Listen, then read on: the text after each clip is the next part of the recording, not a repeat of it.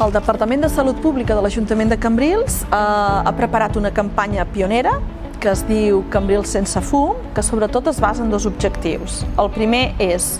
intentar reduir el consum del tabac a la població del municipi i el segon és sobretot reduir el que seria l'exposició al fum del tabac de la població en general. La campanya es centra sobretot en tres eixos. El primer eix seria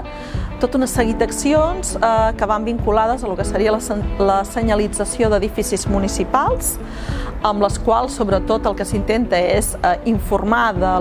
que en determinats espais no es pot fumar o es recomana no fumar. En aquests espais sobretot estem parlant d'edificis de l'Ajuntament, municipals, equipaments esportius, l'àrea bàsica de salut, les escoles o fins i tot les àrees de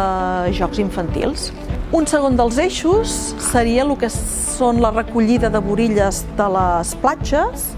i sobretot està centrat en que des del mes de juny fins al mes de novembre, mensualment, es recolliran les borilles en un mateix espai, una mica també per tindre en compte el volum de recollida, de consum de tabac que es fa en un mateix espai. I, per exemple, en la primera recollida a la platja ens hem trobat que s'han recollit 378 borilles en 30 minuts dins d'un espai de 100 metres quadrats, el qual considerem que és una xifra bastant